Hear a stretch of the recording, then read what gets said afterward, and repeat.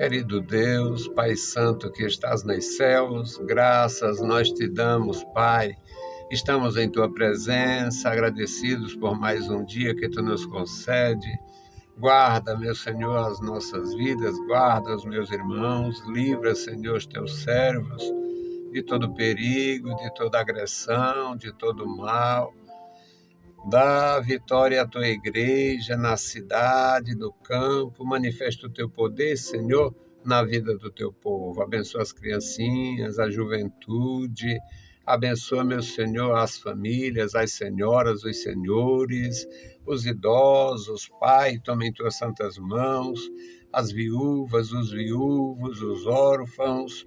Ó Senhor, socorre, Pai, os aflitos, necessitados, dá graça a cada um. Querido Senhor, Deus Todo-Poderoso, abençoa os Teus ministros, o Santo Ministério, dá graça aos meus irmãos, manifesta, Senhor, a Tua glória na vida da igreja. Em nome de Jesus Cristo nós te pedimos. Amém. Saudamos a todos com a paz de nosso Senhor Jesus Cristo. Voltamos para apresentar o programa A Voz da Igreja, programa da Escola Teológica União e Crescimento, a Unicres. E hoje nós vamos falar de vocação. O nosso Deus, na sua infinita compaixão, criou o homem conforme a sua imagem e semelhança e deu liberdade ao homem. O homem com liberdade nem sempre sabe administrar, nós não sabemos, nem sempre temos boa condição de administrar nossa própria liberdade. O resultado é que muitos se afastaram e muitos se inimizaram com o Senhor. Muitos inimigos da obra de Deus vivem de criticar, de ofender, de blasfemar, nunca leu a palavra, não conhece nada e não tem o menor interesse nem respeito. O mundo encheu sua cabeça, seu coração, sua mentalidade e se tornaram inimigos de Deus. Mas o nosso Deus continua fazendo apelo ao coração do homem. O texto de hoje fala sobre esta condição. Quem escreveu foi o apóstolo Paulo, na segunda epístola de Paulo a Timóteo, e é muito bom para a gente entender que aquele homem que teve o encontro real, pessoal, com o nosso Senhor Jesus Cristo, aprendeu, além de ter aprendido a servir, aprendeu a orientar e a instruir outros a andarem no caminho buscando a comunhão com Deus. Então, a nossa leitura, 2 Timóteo 1, 3 a 14. Dou graças a Deus, a quem desde os meus antepassados sirvo com uma boa consciência, de que sem cessar faço memória de ti nas minhas orações noite e dia, desejando muito te ver, lembrando-me das tuas lágrimas para me encher de gozo, trazendo à memória a fé não fingida que em ti há, a qual habitou primeiro em tua avó Lóide e em tua mãe Eunice, e estou certo de que também habita em ti. Por cujo motivo te lembro que despertes o dom de Deus que existe em ti pela imposição das minhas mãos. Porque Deus não nos deu o espírito de temor, mas de fortaleza, de amor e de moderação. Portanto, não te envergonhes do testemunho de nosso Senhor, nem de mim, que sou prisioneiro seu.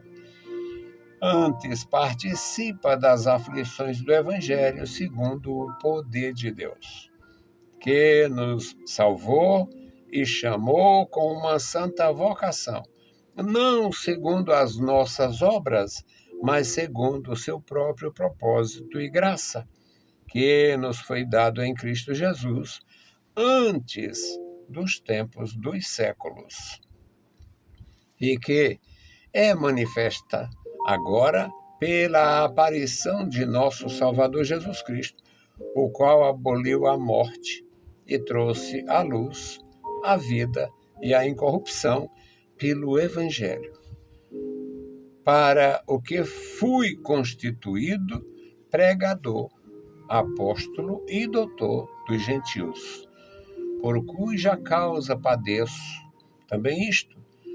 Mas não me envergonho, porque eu sei em quem tenho crido, e estou bem certo que é poderoso para guardar o meu depósito até aquele dia. Conserva o modelo das sãs palavras que de mim tens ouvido, na fé e no amor que há em Cristo Jesus. Guarda o bom depósito pelo Espírito Santo que habita em nós. Louvado seja para sempre o nosso Deus. Querido Senhor, estamos em Tua presença, agradecidos pela Tua bondade, pela Tua graça, pela manifestação de Jesus Cristo, pelo perdão dos nossos pecados. Suplicamos a Ti pelos nossos ouvintes, os nossos irmãos, os que estão conosco. Suplicamos, meu Senhor, por aqueles que hão de ter contato com as nossas publicações. Suplicamos a Ti, Senhor, pelos nossos amados irmãos que nos ajudam no nosso compromisso. Senhor, como Tu és misericordioso e bondoso, tem-nos abençoado com toda sorte de bênçãos, ó Deus, e temos companheiros fiéis para nos manter, meu Senhor, neste trabalho, já iniciando o ano 34 desta atividade.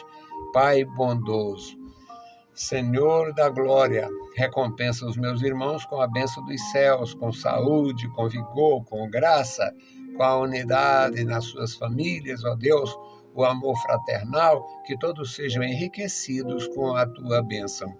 Em nome de Jesus Cristo, nós te pedimos. Amém. Louvado e exaltado seja para sempre o nosso Deus. Meus amados irmãos, nós temos a palavra de Deus em nossas mãos como uma fonte de orientação. Nesta fonte de orientação, primeiro nós aprendemos a respeito de gratidão. Esse texto lido, o apóstolo de Jesus Cristo começa: dou graças a Deus. Ele é grato ao Senhor. Mas nós somos instruídos a sermos gratos ao Senhor e a sermos gratos aos que estão conosco, aos que nos ajudam, aos que se interessam pelo nosso bem-estar, aos que visitam nossas igrejas, aos que nos dão a sua contribuição financeira, a sua contribuição de presença, de atenção. São muitas as maneiras de contribuir.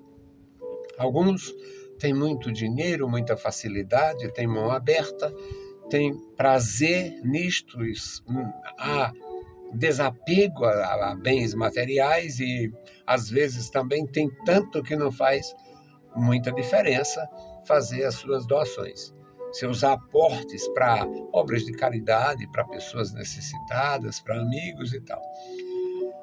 É maravilhoso quando podemos ajudar, mas muitas vezes, é muito maior o número dos que não pode ajudar. Nunca pode ajudar no sentido financeiro. Mas, meus amados irmãos, as pessoas que valorizam a obra de Deus, a palavra de Deus, a igreja de Deus, as pessoas que dão atenção aos ministros de Deus, as pessoas que a gente sabe não ajudam porque não podem, mas têm prazer, valorizam, acha interessante, encoraja a gente com palavras, intercede ao Senhor por nós. Isto tudo é motivo de muito prazer, de muita satisfação e de gratidão por parte de quem recebe apoio. O apóstolo de Jesus, ele dá graças a Deus, dou graças a Deus a quem desde o passado sirvo, já com os meus antepassados, era inegável a dedicação da família do apóstolo Paulo, o ex-fariseu, ou Saulo. Família dedicada. Ele dá testemunho que era fariseu de fariseu, ou seja, ele era um fariseu, E não temos histórico, mas nas suas palavras nós podemos entender que o pai era fariseu e possivelmente até mesmo avô. Então, eram lideranças de Israel no primeiro século da era cristã e completamente vinculada à obra de Deus. E ele diz que servia a Deus com a consciência pura.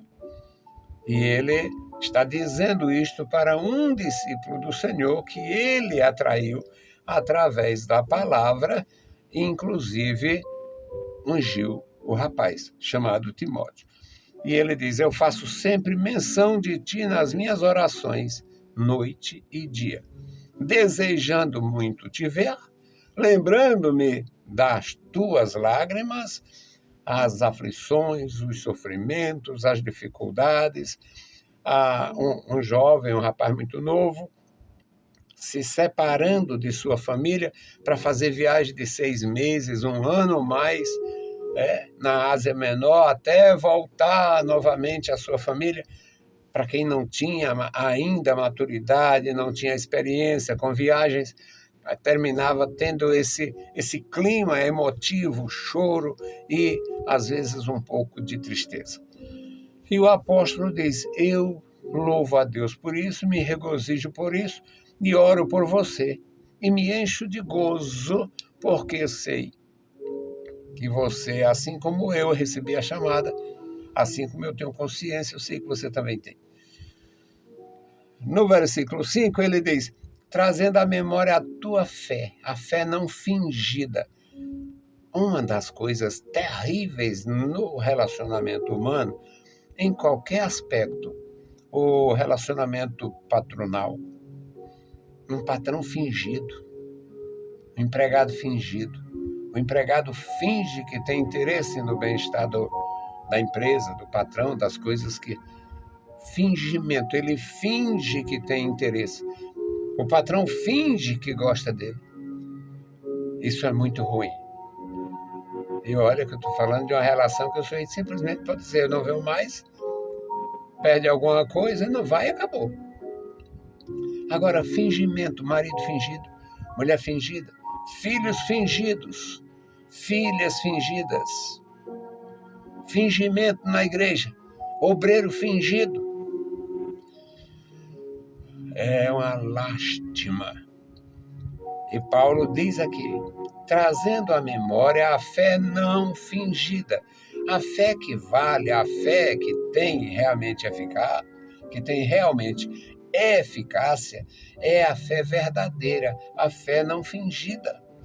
E ele diz: a fé não fingida que há em ti. Esta fé não fingida está em ti.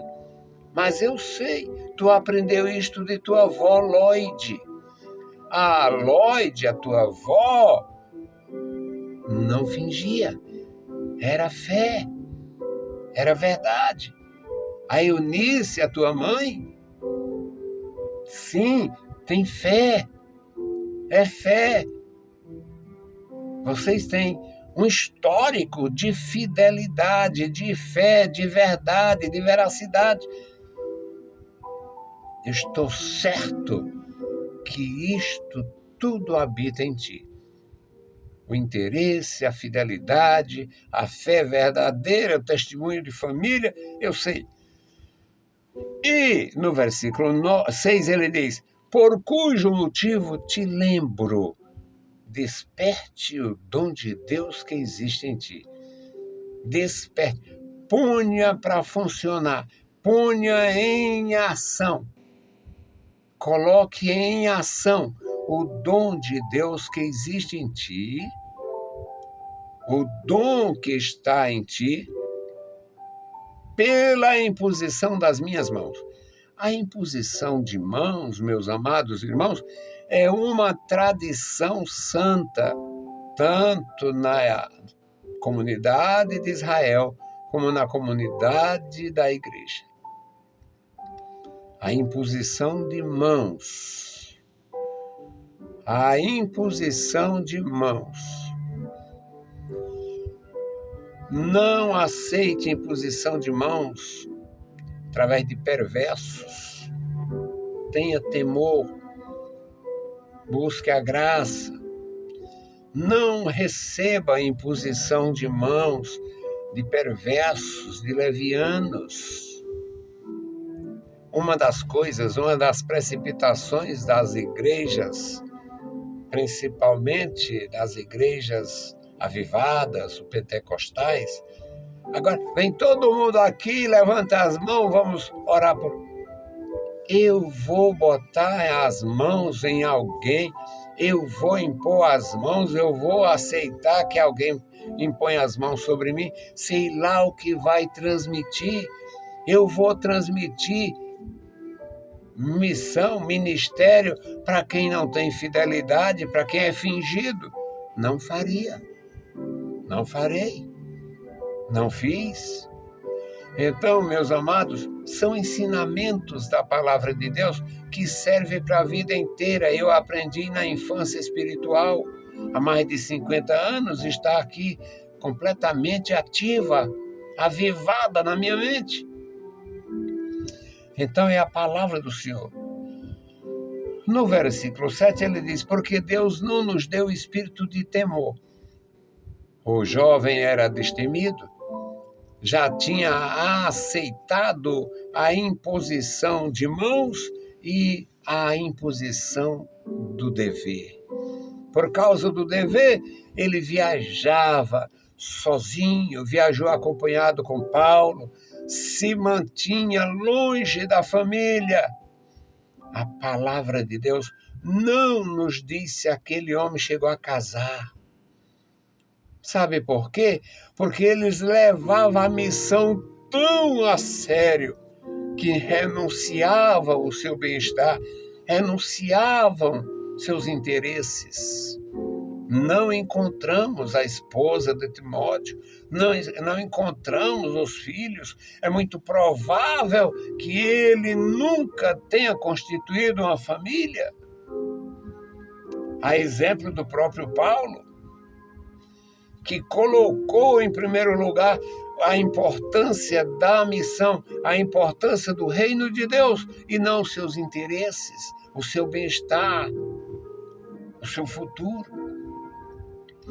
Então, o apóstolo de Jesus Cristo, encorajando o discípulo, diz, Deus não nos deu espírito de medo, Deus nos deu espírito de fortaleza, espírito de vigor, espírito de amor e de moderação, para a gente fazer tudo sob a direção divina. Eu fui ungido, agora eu vou fazer o que dá na cabeça. Termina quebrando a cabeça. Não é isto. É o espírito de fortaleza, de amor e de moderação, para saber aonde ir, saber o que fazer, saber como agir na presença de Deus, no meio do povo de Deus.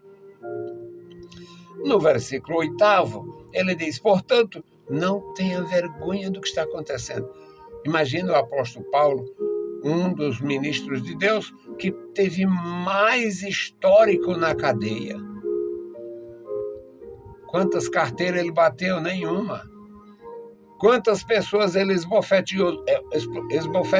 Nenhuma. A quem ele praguejou? Ninguém. Os que ele excomungou foi com a autoridade do céu. O Alexandre Latoeiro, o Himeneu e o Fileto. Inimigos da obra de Deus. Uma coisa que eu também faço. Se é inimigo da obra de Deus, é meu inimigo. Se faz mal à igreja do Senhor Jesus, faz mal a mim, que eu sou igreja. Então, apoio zero, visita zero, respeito zero. É assim. Os inimigos da obra de Jesus Cristo, os inimigos do corpo de Cristo, são meus inimigos. Não conheço, nunca disse que ele era feio ou bonito, nunca disse que ela era bonita ou feia, nunca disseram nem que eu era pobre ou feio. Mas são meus inimigos. Se são inimigos da obra de Deus, são meus inimigos constituídos. Se comigo é assim, imagina com um apóstolo cheio da graça, da autoridade e do poder de Deus. No versículo 8 ele diz: não tenha vergonha dos acontecimentos, não tenha vergonha do testemunho do Evangelho, não tenha vergonha do testemunho do nosso Senhor, não tenha vergonha de mim que sou prisioneiro. Veja por que eu estou preso. Não estou preso como malfeitor. Aquelas palavras do apóstolo Pedro na sua epístola, aconselhando os servos do Senhor se portar de tal maneira que desse glória ao Senhor até na cadeia. Ele diz, se você sofre como cristão, se glorie, glorifique a Deus, exalte a Deus, porque sofre como cristão. É diferente de sofrer como um marginal, como um malfeitor, como uma pessoa que se intromete na vida dos outros, na história dos outros, nos assuntos alheios. O apóstolo Pedro orientando, uma orientação contemporânea que era conhecida de Paulo. Pedro lia as epístolas de Paulo, Paulo lia, conhecia as coisas de Pedro. Havia comunhão, a igreja foi sempre um ambiente de muita comunhão, de convivência, de perfeição, no sentido do amor cristão. No versículo 9, ele diz, falando de Jesus Cristo, ele diz, que nos salvou e nos chamou a uma santa vocação, não segundo as nossas obras. É maravilhoso entender aqueles homens cheios da graça, cheios de poder, cheios de autoridade.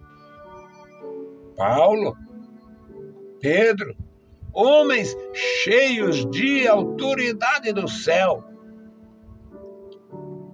Mas, está aqui, não segundo as nossas obras, eles não colocavam os seus valores, não colocavam as suas virtudes, não segundo as nossas obras, mas segundo o seu propósito, seu próprio propósito e graça que nos foi dada em Cristo Jesus antes dos séculos. Ele fala aqui no mistério da eleição. Nós fomos eleitos em Cristo, eleitos em Cristo. Cristo é o Cordeiro de Deus que foi oferecido desde a fundação do mundo e nós fomos eleitos desde a fundação do mundo. E Paulo, ensinando, falando, diz, aqui no versículo 10 ele diz, e que é manifesta a graça de Deus, esta maravilhosa graça, esta maravilhosa unção, este poder, que é manifesta agora pela aparição de nosso Salvador Jesus Cristo, o qual aboliu a morte, trouxe à luz a vida e a incorrupção pelo Evangelho. Olha que maravilha é isso, só este versículo 10 aqui. Jesus Cristo trouxe, primeiro, aboliu a morte. Mas Jesus aboliu a morte, mas não estava morrendo gente? Sim. Mas Jesus aboliu a morte, porque a última geração da igreja não vai morrer, vai ser arrebatada. Então Jesus aboliu a morte para a última geração da igreja. Jesus aboliu o poder da morte, porque todos os que morreram vão ressuscitar. Então aboliu a morte. Trouxe a luz. O mundo vivia em trevas. Agora só vive em trevas quem quer. Só os inimigos, só os opositores ao Senhor. Trouxe a luz. A maioria não sabia o que acontecia depois da morte e tal, não sei o quê. Será que tem morte? Será que tem vida? Será que o homem sobrevive à morte física? Jesus Cristo é o exemplo. Foi morto, sepultado, ressuscitou, apareceu durante 40 dias, vai voltar. Então, trouxe a vida, manifestou a vida, o poder da vida, a graça e a incorrupção pelo Evangelho. A incorrupção nos dois aspectos. A incorrupção porque quem aceita Cristo vence a corrupção e os que morrem em Cristo ressuscitarão também incorruptíveis. Então, meus amados, é a palavra de Deus para o nosso bem, para a nossa firmeza e segurança. Que Deus abençoe os meus irmãos, enchendo de graça cada coração. Vamos fazer a intercessão. Minha palavra de gratidão, eu não posso nunca deixar de ser agradecido aos meus irmãos, ajudadores no nosso trabalho, que oram por nós e nos ajudam no nosso compromisso. Bendito Deus, Pai Santo que está nos céus, nós te louvamos, bendizemos e agradecemos pela vida. Obrigado, meu Senhor, pela tua bondade, pela tua grandeza, pelo perdão. Obrigado, meu Senhor, pela comunhão que temos uns com os outros, Pai, e com o Pai, o Filho e o Espírito Santo. Ó Senhor, agora te apresentamos o memorial da oração. Tu conheces as mães, tu conheces os pais, tu conheces os filhos, cada família, tu conheces os problemas, tu conheces as necessidades, tu sabes os que estão enfermos, tu conheces, Senhor, todas as coisas. Agora, Senhor, estenda as tuas santas mãos sobre a igreja, dando graça, vitória, sustentando cada um com a tua poderosa mão. Deus bendito e fiel, Senhor do céu e da terra, guarda a tua igreja em todo lugar. Ó Deus Santo e Todo-Poderoso, abençoa os nossos ouvintes, os nossos amigos, os nossos ajudadores e todos os que tiverem, ó Deus, o contato com as nossas publicações. Deus fiel, salva almas para o teu reino, nos dá graça e vitória. Em nome de Jesus, nós te pedimos. Amém. Saudamos a todos com a paz de nosso Senhor Jesus Cristo. Se o Senhor permitir, a gente volta. Deus vos abençoe, leiam a Bíblia Sagrada e a graça de nosso Salvador repouse sobre vós. Amém.